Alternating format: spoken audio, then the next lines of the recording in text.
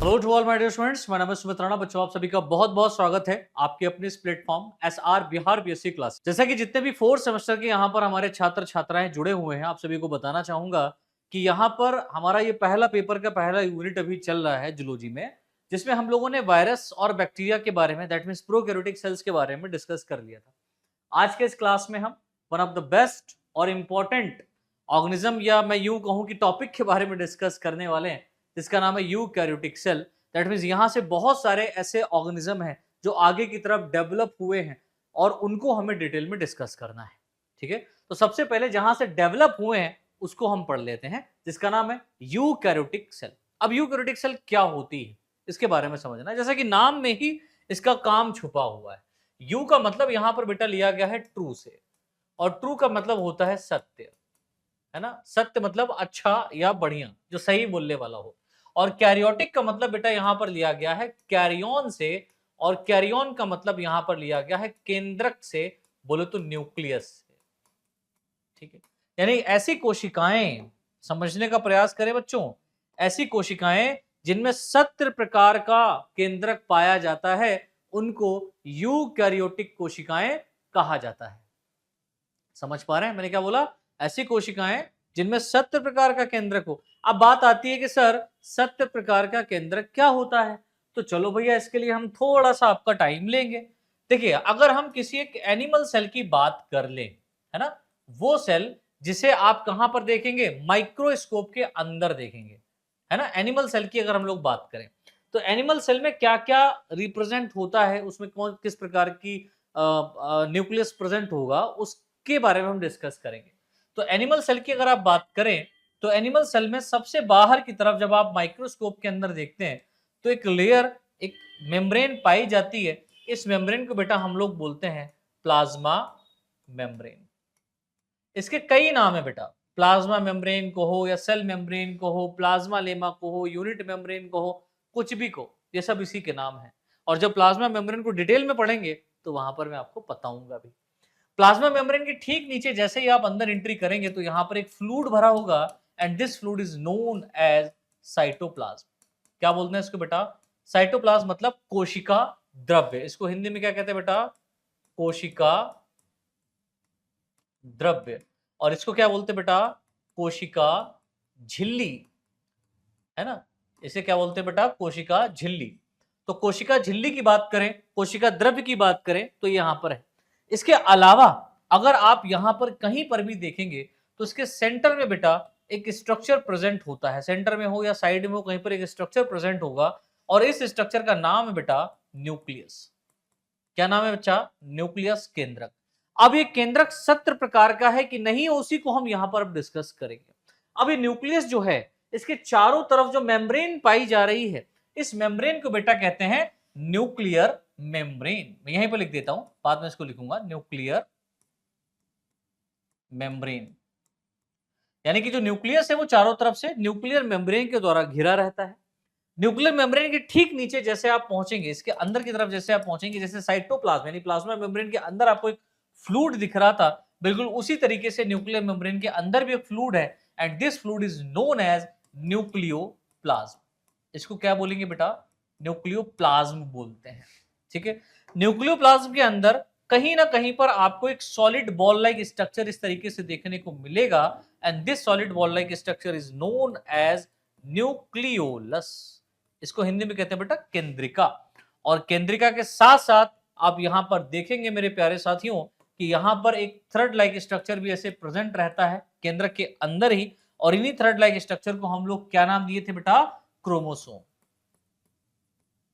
जिनके अंदर DNA present होता है। अभी आपको इतना समझना है, बाद में डिटेल में क्रोमोसोम का पोस्टमार्टम करेंगे, वो बात अलग है। अब देखो बेटा, nuclear membrane, nucleoplasm, chromosome, nucleolus, ये इतना संरचना जिस स्ट्रक्चर में या जिस सेल में प्रेजेंट है भैया, उसी का सेल ट्रू न्यूक्लियस कहलाता है। क्या कहलाता है? True nucleus. अब इसमें एक नोट पॉइंट करने वाली बात है कि क्रोमोसोम, सर क्रोमोसोम तो हमने कहा देखा था? बैक्टीरियल सेल में भी देखा था, लेकिन मेरे प्यारे साथियों आपने उसको किसी मेम्ब्रेन के थ्रू घिरा हुआ नहीं देखा था। बैक्टीरियल सेल में साइटोप्लाज्म के अंदर ही कहीं पर एक स्ट्रक्चर के फॉर्म में देख लिया था, डबल सर्कुलर स्ट्रक्चर के फॉर्म में देख लिया था। ठीक है, तो ये बात आपको पता होनी चाहिए, ये हमारा है ट्रू न्यूक्लियस। ट्रू न्यूक्लियस बोले तो ये पहली बात तो सेल के अंदर साइटोप्लाज्म से विभेदित रहे, यानी कि न्यूक्लियोप्लाज्म जो इसका है वो साइटोप्लाज्म और न्यूक्लियोप्लाज्म अलग अलग रहे, किसके थ्रू, न्यूक्लियर मेम्ब्रेन के थ्रू। इसके अंदर क्रोमोसोम प्रेजेंट हो, इसके अंदर न्यूक्लियोलस प्रेजेंट हो, इसी के अंदर आपको आरएनए भी देखने को मिल सकता है, डीएनए के साथ आरएनए, और राइबोसोम्स भी यहां पर देखने को मिलेगा, क्योंकि राइबोसोम्स को बनाने वाला न्यूक्लियोलस ही होता है। ठीक है, तो ये बात आप याद रखिएगा। ये थोड़ा सा छोटा सा एक स्ट्रक्चर बना करके समझाने का प्रयास था कि भैया ट्रू न्यूक्लियस क्या है, सत्य प्रकार की कोशिका क्या है। अच्छा, थ्योरी देखते हैं, लिखा हुआ है यूकैरियोटिक सेल, ग्रीक भाषा के यू मतलब ट्रू, मतलब बोले तो सत्य या अच्छा, कैरियोटिक मतलब कैरियन से लिया गया है, कैरियन का मतलब ही होता है न्यूक्लियस और न्यूक्लिएटेड। ठीक है, मूल रूप से 2 एनवेलप सिस्टम वाले होते हैं, और ये प्रोकैरियोटिक सेल की तुलना में बहुत बड़े होते हैं। मतलब अगर आप यूकैरियोटिक सेल की बात करें तो यूकैरियोटिक सेल प्रोकैरियोटिक सेल से लार्ज है, पहली बात तो, और काफी डिटेल्ड फॉर्म है इसमें। नेक्स्ट में देखिए लिखा हुआ है, इनमें सेकेंडरी मेम्ब्रेन, ठीक है, इनमें सेकेंडरी मेम्ब्रेनस न्यूक्लियस और अन्य इंटरनल ऑर्गेनेल्स को घेरती है। भाई जो सेकेंडरी मेम्ब्रेन है यहां पर वो न्यूक्लियस और अन्य इंटरनल ऑर्गेनेल्स, बोले तो प्लाज्मा मेम्ब्रेन यार, है ना, इसको घेरती है, और ये मेम्ब्रेन साइटोप्लाज्म में भी फैली होती है, जिन्हें एंडोप्लाज्मिक रेटिकुलम कहा जाता है। तो सेकेंडरी मेम्ब्रेन का मतलब यहां पर लिया गया किससे, एंडोप्लाज्मिक रेटिकुलम से। तो न्यूक्लियस के चारों तरफ आप देखोगे बेटा, मैं थोड़ा सा यहां पर और स्ट्रक्चर बना दूं, इस तरीके से एक और स्ट्रक्चर प्रेजेंट होता है, लाइक दिस, जो प्लाज्मा मेम्ब्रेन के जस्ट बाद शुरू होती है, और राइज होता कहां से, न्यूक्लियर मेम्ब्रेन से। कहां से राइज होता बेटा, न्यूक्लियर मेम्ब्रेन से, and this is known as endoplasmic reticulum. Endoplasmic reticulum, इसको बेटा शॉर्ट में ईआर कहते हैं, ये भी रहता है, तब एक सत्य प्रकार का न्यूक्लियस कहलाता है। चलिए छूट गया था, कोई बात नहीं, देखते हैं आगे। तो इसमें एक सेकेंडरी मेम्ब्रेन न्यूक्लियस और इंटरनल ऑर्गेनेल्स को घेरती है, ये मेम्ब्रेन साइटोप्लाज्म में भी फैली रहती है, जिसे हम लोग एंडोप्लाज्मिक रेटिकुलम कहते हैं। यूकैरियोटिक सेल असली सेल होते हैं, यानी कि सत्य प्रकार की कोशिकाएं होती हैं, जो प्लांट्स, जैसे हम बात करें एल्गी से लेकर के एंजियोस्पर्मिक प्लांट, हायर लेवल के प्लांट तक पाए जाते हैं। और अगर हम एनिमल्स की बात करें तो प्रोटोजोआ से लेकर के मैमल्स तक, यानी कि मैमलिया, हम लोगों तक ये सेल पाई जा रही, प्रोटोजोआ से मैमलिया तक।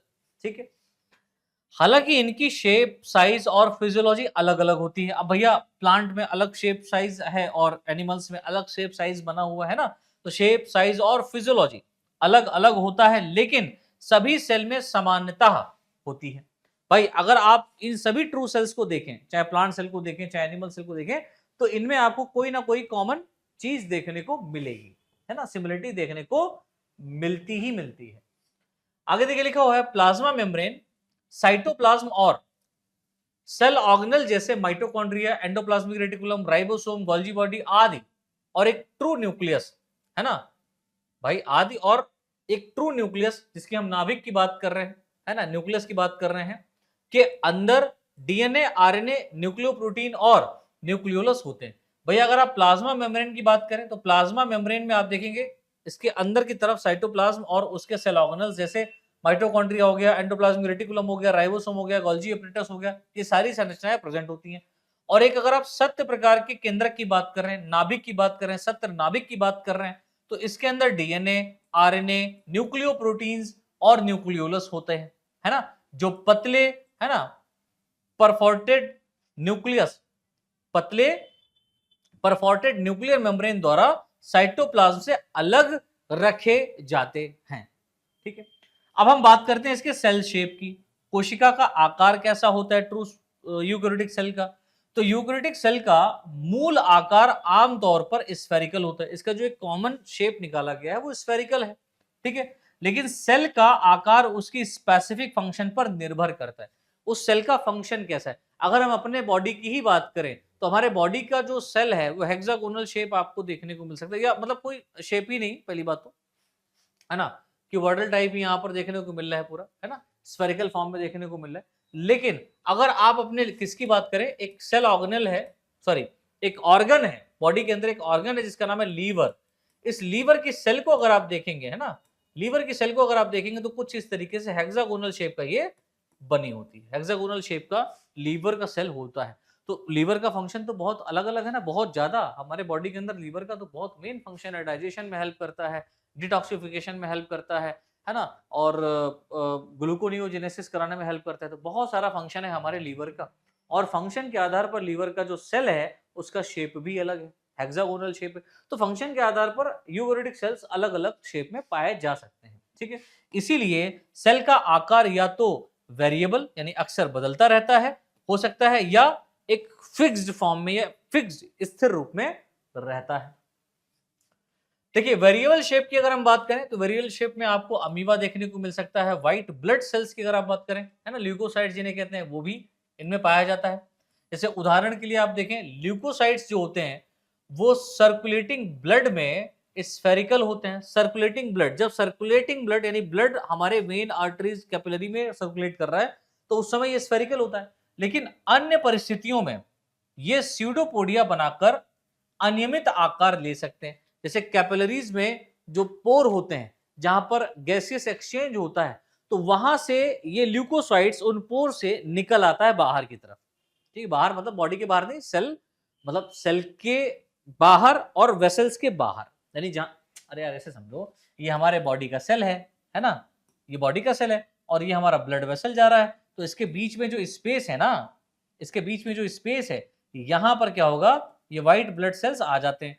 तो ये व्हाइट ब्लड सेल्स यहां पर स्फेरिकल फॉर्म में नहीं आएंगे, बल्कि अमीबॉइड मूवमेंट करते हैं। जैसे अमीबा का कोई शेप नहीं होता ना, वैसे इन व्हाइट सेल्स का भी कोई शेप नहीं होता है, तो ये बाहर आ जाते हैं इन पोर्स के थ्रू। अच्छा, फिक्स शेप की बात करें तो लगभग सभी प्रोटिस्ट, यानी जितने प्रोटिस्टा होते हैं, जैसे यूग्लिना हो गया, पैरामीशियम हो गया, है ना, पौधे हो गए और जानवर हो गए, इनमें पाया जाता है। ठीक है, यूनिसेलुलर ऑर्गेनिज्म में सेल से टफ प्लाज्मा मेम्ब्रेन और एक्सोस्केलेटन द्वारा बनाए रखा जाता है। मल्टीसेलुलर ऑर्गेनिज्म की बात करें तो सेल शेप मुख्य रूप से जो होता है वो फंक्शनल एडेप्टेशंस पर निर्भर करता है। भाई उसका किस तरीके का फंक्शन हो रहा है उसके एडेप्टेशन पर निर्भर करता है। साथ ही सरफेस टेंशन पर निर्भर करता है ना। प्रोटोप्लाज्म की विस्कोसिटी पर रहेगा। भाई प्रोटोप्लाज्म का विस्कोसिटी कैसा है ना। साइटोस्केलेटन यानी माइक्रोट्यूब्यूल्स किस फॉर्म में पाए जा रहे हैं, माइक्रोफिलामेंट्स, है ना, इंटरमीडिएट फिलामेंट्स, इनके आधार पर भी होता है। और आसपास की कोशिकाओं का मैकेनिकल एक्शन, यानी आसपास की कोशिकाएं किस टाइप का एक्शन दिखा रही हैं, उनके अंदर किस टाइप का मैकेनिकल केमिकल एक्शन हो रहा है, उसके लेवल पर। और प्लाज्मा मेम्ब्रेन की रिजिडिटी, मतलब उसकी जो दृढ़ता है या उसका जो रिजिडिटी है, उसके आधार पर भी यहां पर देखने को मिलता है सेल का आकार, है ना। जैसे पौधों में रिजिड सेल वॉल प्रेजेंट होता है, तो इसके आधार पर क्या होता है, ये एक मोटा या उसका एक शेप अलग रहता है ना, हेक्सागोनल शेप हो जाता है ना, भी शेप निर्धारित करता है। अच्छा, एक ही ऑर्गन के सेल में भी आकार के विभिन्न रूप हो सकते हैं। अब ये भी बात है कि बॉडी के अंदर जो हमारे ऑर्गन पाए जा रहे हैं, उन ऑर्गन में भी, भाई एक ऑर्गन है, उस ऑर्गन में भी अलग अलग रूप हो सकते हैं हमारे सेल के, है ना। तो इस बात को भी याद रखिएगा। अच्छा, सेल के विविध आकार की हम बात कर लेते हैं भाई, है ना, वेरियस शेप ऑफ सेल। तो पॉलीहेड्रल की अगर हम बात करें, जो पॉलीहेड्रल शेप होता है, इसमें 8, 12 या 14 साइड वाले, जैसे स्क्वामस एपिथेलियम की हम बात कर रहे हैं। भाई सेल का जो नंबर होगा वो 8, 12, 14 साइड्स हो सकते हैं और स्क्वामस एपिथेलियम का बना होता है। वहीं फ्लैटेंड की बात करें, चपटे, तो स्क्वामस एपिथेलियम और एंडोथेलियम और एपिडर्मिस के ऊपरी लेयर पर ये प्रेजेंट होती हैं। क्यूबॉइडल सेल्स की बात करें तो थायराइड ग्लैंड के जो फॉलिकल्स होते हैं, उनके अंदर जो सेल है वो क्यूबॉइडल शेप की होती है। कॉलमनर की बात करें तो कॉलमनर जो होता है वो आंत की लीनियर या लाइनिंग सेल्स जो होती हैं, भाई हमारी जो इनर इंटेस्टाइन लेयर है उसके ऊपर इस तरीके से जो विलाई प्रेजेंट होती हैं, है ना, उनमें कॉलमनर टाइप का सेल देखने को मिलता है, अरेंजमेंट देखने को मिलता है। डिस्कॉइडल की बात करें तो ये रेड ब्लड सेल्स और एरिथ्रोसाइट या रेड ब्लड सेल्स या एरिथ्रोसाइट सेल्स में देखने को मिलता है। स्फेरिकल की बात करें, जैसे कई जानवरों के अंडों में, भाई अंडा भी तो है, एग जो है ना, हेन का एग क्या है बेटा, एक सेल है वो, है ना, वो लार्ज सेल है। स्पिंडल शेप ये कहाँ होता है, स्मूथ मसल्स फाइबर में प्रेजेंट होता है। इलोंगेटेड की बात करें तो नर्व सेल्स या न्यूरॉन्स में होते हैं, है ना। ब्रांच सेल की बात करें तो क्रोमेटोफोर्स या त्वचा के पिगमेंटेड सेल्स में प्रेजेंट रहता है। भाई ये सेल कहां प्रेजेंट होगा, ये सेल क्रोमेटोफोर में प्रेजेंट होगा, ब्रांच टाइप का, या पिगमेंट सेल में प्रेजेंट होगा, है ना, स्किन की पिगमेंट सेल्स में प्रेजेंट होती है ना, ये बात याद रखिएगा।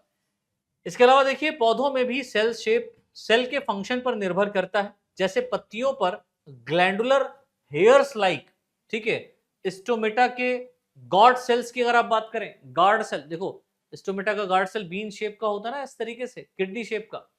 रूट हेयर की बात करें तो ये लंबा सा देखो निकलता है, अपना विशिष्ट आकार होता है। तो प्लांट सेल में भी अलग अलग पार्ट में अलग अलग शेप का सेल देखने को मिलता है। आई होप यहां तक आपको क्लियर हुआ होगा।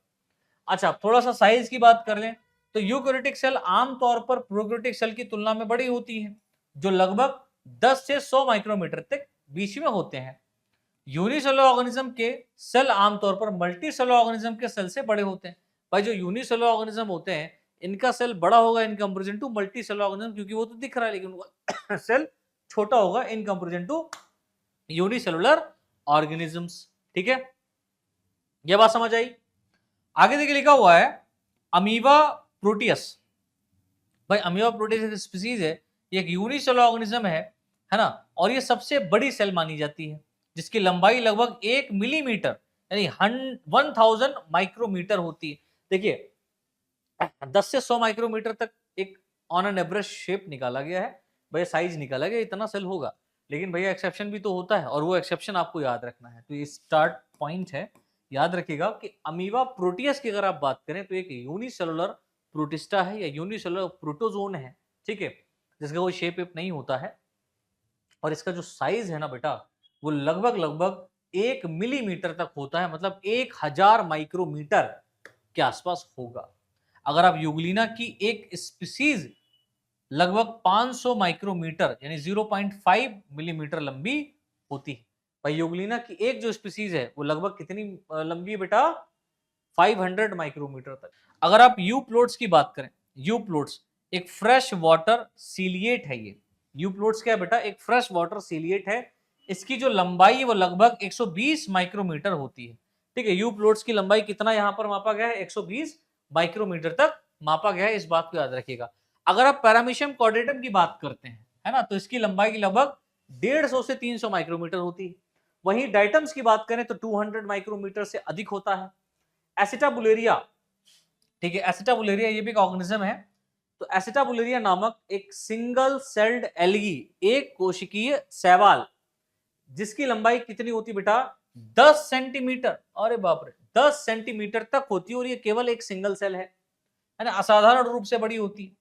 मल्टी सेलुलर ऑर्गेनिज्म के बीच में अगर आप बात करें तो इनकी सेल का साइज लगभग 20 से 30 माइक्रोमीटर के बीच में होता है। और जो मल्टी सेलुलर ऑर्गेनिज्म है इनमें जो सेल का अरेंजमेंट है, जो सेल का साइज है, वो करीबन 20 से 30 माइक्रोमीटर तक होता है। अगर आप जानवरों की बात करें तो सबसे छोटे सेल्स का व्यास लगभग 4 माइक्रोमीटर होता है। जैसे पॉलीकीट, आप पॉलीकीट्स की बात करें तो उनकी सेल का साइज वही करीबन करीबन 4 माइक्रोमीटर तक होगा। अगर आप ह्यूमन बींग्स की बात करें तो एरिथ्रोसाइट्स बोले तो रेड ब्लड सेल्स का जो डायमीटर होगा वो 7 से 8 माइक्रोमीटर तक होता है। और सबसे बड़ा जानवर का जो सेल है, कौन है भैया, सबसे बड़ा जानवर कौन है, मतलब उसका जो सेल है, उसका जो एग है, हम ऑस्ट्रिच की बात करेंगे, शुतुरमुर्ग की बात करेंगे, तो सबसे बड़ा जानवर का सेल यानी ऑस्ट्रिच का अंडा है, जिसका व्यास लगभग 18 सेंटीमीटर होता है। कितना होता है बेटा, 18 सेंटीमीटर होता है, यानी कि ये एसिटाबुलेरिया नामक एल्गी से भी बड़ा है। ठीक है, जिसमें यॉक और ड्यूटोप्लाज्म का व्यास लगभग 5 सेंटीमीटर तक होता है। भाई इसके यॉक की बात, पीतक, जो यॉक यॉक मतलब पीतक जो होता है ना, अंडे में बीच में येलो कलर का स्ट्रक्चर रहता है, उसको पीतक कहते हैं, यॉक कहते हैं। तो इसका और ड्यूटोप्लाज्म, जो ड्यूटोप्लाज्म उसका रहता है, उनका जो केवल आप यहाँ पर साइज देखेंगे वो 5 सेंटीमीटर के आसपास रहता है। ठीक है, हालांकि ऑस्ट्रिच एग का जो कवर होता है वो भी काफी मोटा होता है। ठीक है, आगे देखिए नेक्स्ट, कुछ मानव जैसे नर्व सेल्स की लंबाई की अगर आप बात करें तो मीटरों तक होती है। कुछ मानवों की अगर हम बात करें, कुछ मानवों की नहीं, मतलब अधिकतर मानव की हम बात कर रहे हैं, तो इनकी जो लंबाई, नर्व सेल की जो लंबाई है वो मीटर के हिसाब की होती है, जिनमें टेल या एक्सॉन्स होते हैं। जिसमें क्या होता है, एक टेल वाला रीजन होता है और एक एक्सॉन वाला रीजन होता है। सबसे बड़ा सेल साइकस का ओव्यूल है। अगर आप सबसे बड़े सेल की बात करें पौधों में, तो सबसे बड़ा सेल क्या होता है बेटा? साइकस का ओव्यूल, है ना, इसका अंडा। मैनिला हिम्प की अगर आप बात करें तो इसके स्क्लेरेमा फाइबर सेल्स की जो लंबाई होगी, स्क्लेरेनकाइमा फाइबर सेल्स की जो लंबाई होगी वो 100 सेंटीमीटर से अधिक होती है। भाई एक प्लांट की बात हो रही है, मैनिला हिम्प एक प्लांट है, इसमें जो स्क्लेरेनकाइमा फाइबर्स हैं उनकी कोशिकाओं की जो लंबाई है वो करीबन 100 सेंटीमीटर से अधिक होती है।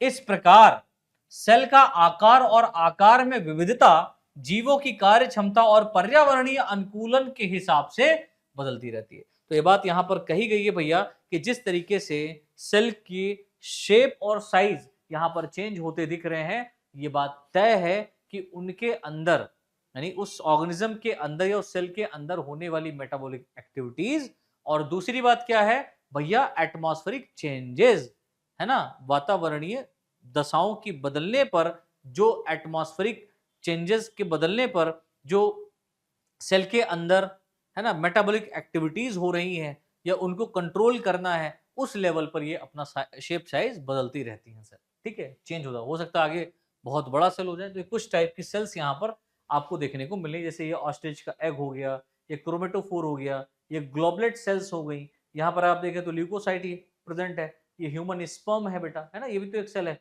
एपिथेलियल सेल ये है, डाइटम्स ये होते हैं, लीवर का सेल ये है ना, ये सेरिटियम है, फाइब्रोब्लास्ट, डाइटम, है ना, डाइटम ये भी है, डाइटम्स ये भी मतलब एल्गी है।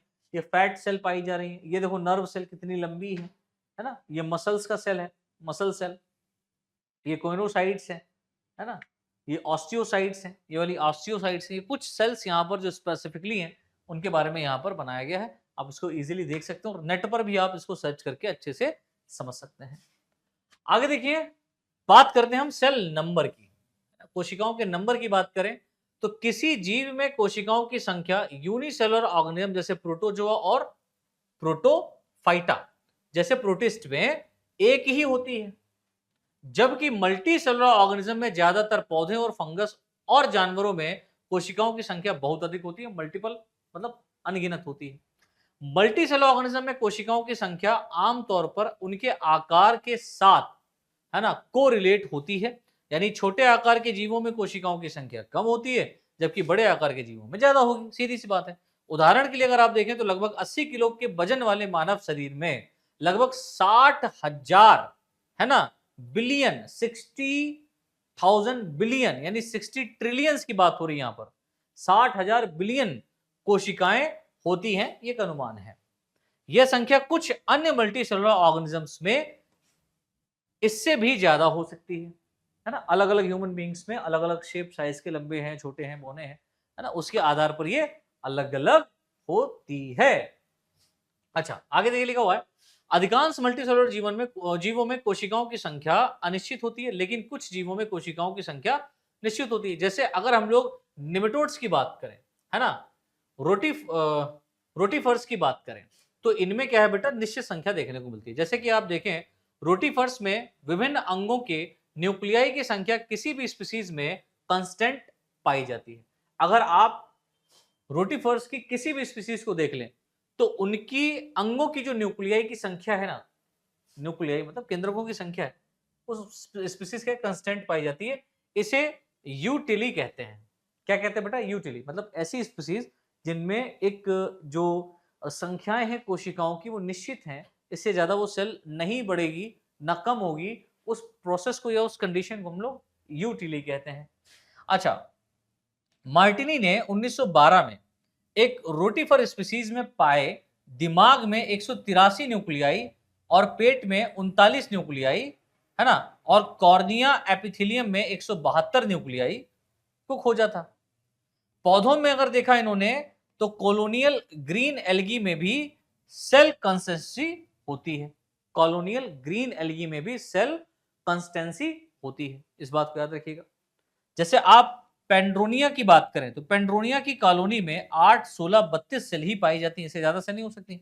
और यूड्रोनिया की बात करें तो इनकी कॉलोनी में 16, 32, 64 सेल ही पाई जाती हैं।